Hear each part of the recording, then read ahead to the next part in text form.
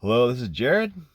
I'm sitting in the back of the airplane that I'm out and about flying today, but I thought I would take a few minutes and do part three of my repentance series, talking about what we must do and just suggestions that I have, I suppose, in how to repent perfectly and completely according to the commandments of God. In part three, I'm going to talk about doing the math. And so when I talk about doing the math, I'm talking about learning what we need to know and understand in order to proceed and to walk forward in faith and understanding and to repent with efficacy. And so doing the math simply means that we need to come to a knowledge and understanding of what the scriptures actually teach.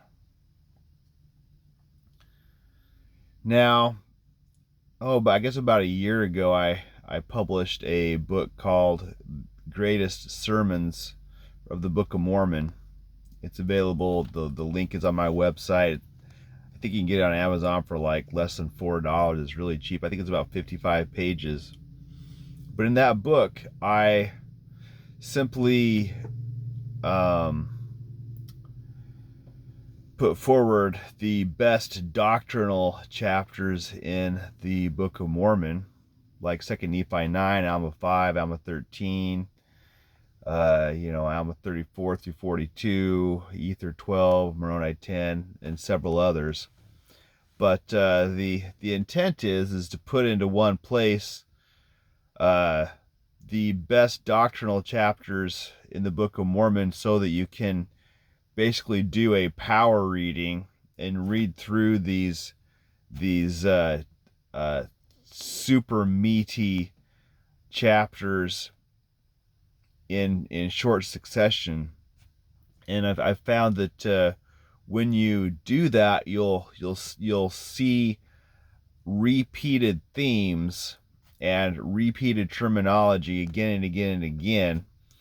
And by seeing how these different terms are used at different times in different places by different writers, by different prophets, you're able to much more easily triangulate meaning and understanding and be able to extrapolate much more easily what the prophets are actually talking about.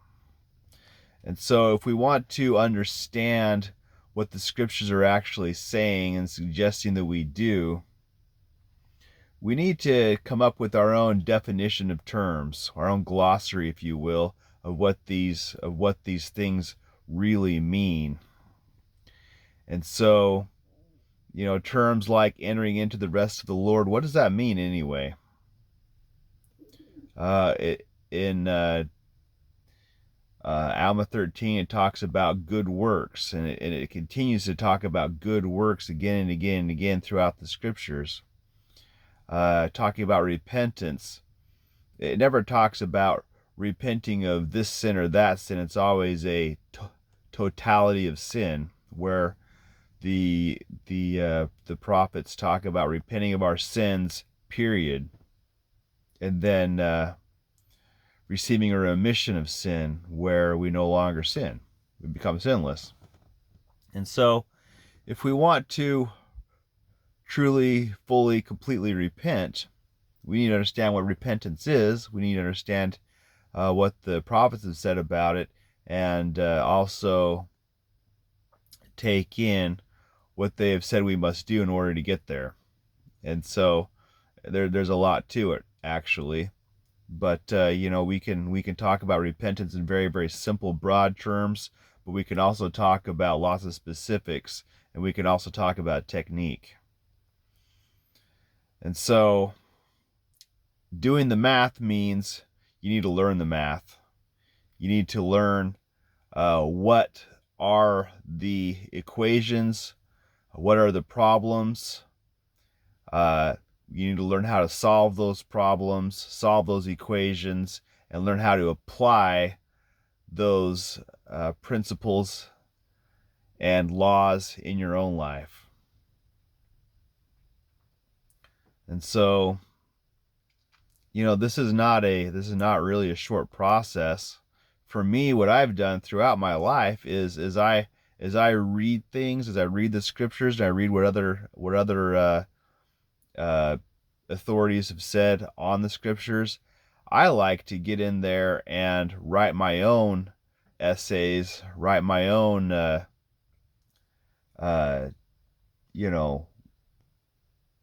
extrapolations and views, saying, okay, here's what the scriptures say, and here's what it means to me.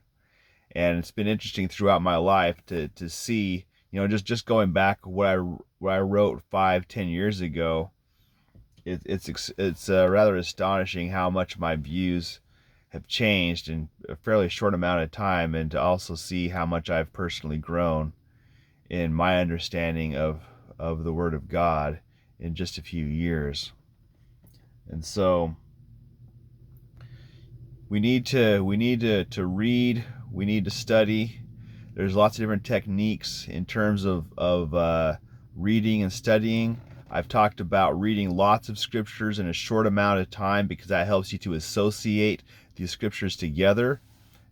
You'll be reading something at the end of the Book of Mormon, and you'll realize, hey, I just barely read about the same stuff, 2 chapters back, 10 chapters back, and throughout the book, and being able to associate all those references to the same themes and the same topics really helps. And so there's a lot to be said for reading the scriptures through, doing a power reading very quickly. But that's only one technique. It's also very, very important that you really dig into the scriptures and take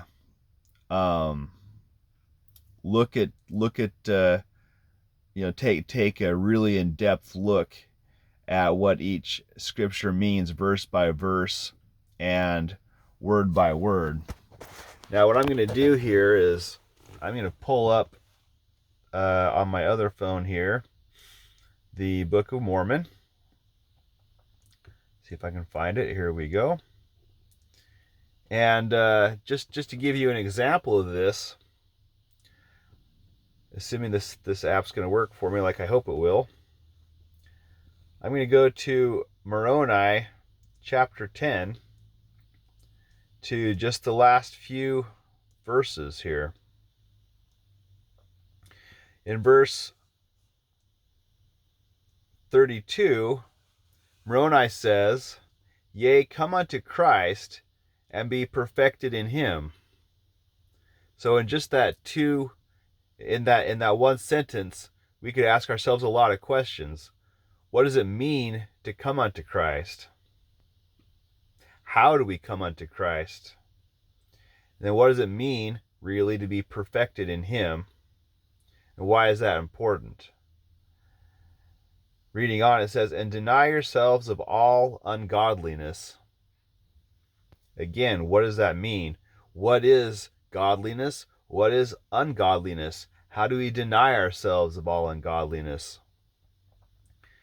And if ye shall deny yourselves of all ungodliness, and love God with all your might and strength, then is his grace sufficient for you. So again, we can dig into each of those words. What does it actually mean to love God with all your might, with all your mind, with all your strength? And here's a really huge key. What does it mean to have his grace be sufficient for you? That's hugely important. Understanding what is required for the grace of Jesus Christ to be sufficient for you, in terms of what you must do to get there, to have that grace be sufficient for you. That's massively important. And most people have no idea what that means. And so that's what we need to do. We need to learn the math. We need to do the math.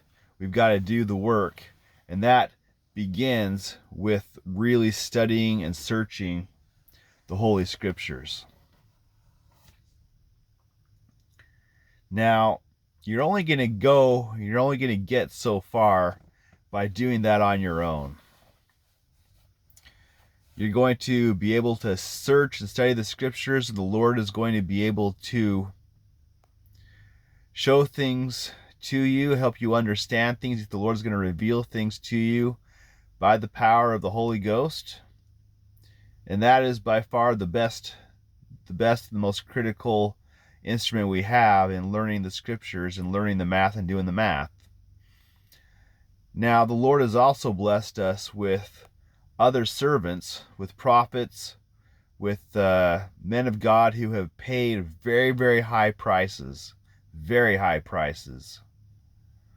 They've paid prices that we have not paid or are able to pay, most likely, to be able to receive greater light and knowledge in understanding the Scriptures. And we can leverage their efforts for our benefit. And so, if you really want to understand the Scriptures and understand the gospel, it behooves us to receive that greater light and knowledge that the Lord has made available to us by these other voices, by these other servants, to help us understand the Scriptures. Right now, we have all kinds of opportunities to receive greater light and knowledge through a new servant of the Lord who just showed up on the scene not long ago, Robert Smith. He has written several books that are massively, massively, massively important, that are just stuffed full of countless treasures of truth and understanding to help us understand what the gospel of Jesus Christ is, to understand the nomenclature, to understand the teachings of Christ. And so, I'm still digging through this stuff. There's his book, Teaching for Doctrine, the Commandments of Men, which is hugely important in terms of understanding what's going on in the churches. There's his book, Seek Ye This Jesus, which is a absolutely phenomenal book in terms of understanding what the gospel is and how to live it and how to actually pray and how to receive the blessings. There's the book that I'm almost finished with, The Glory of God's Intelligence. Again, this is like finding a cavern under the earth full of gold and treasure and jewels, and it's just absolutely stuffed full of absolutely essential teachings to help us understand what truth is, how truth works, and how God works, and how we can expedite our journey in coming unto Christ and receiving all that He offers.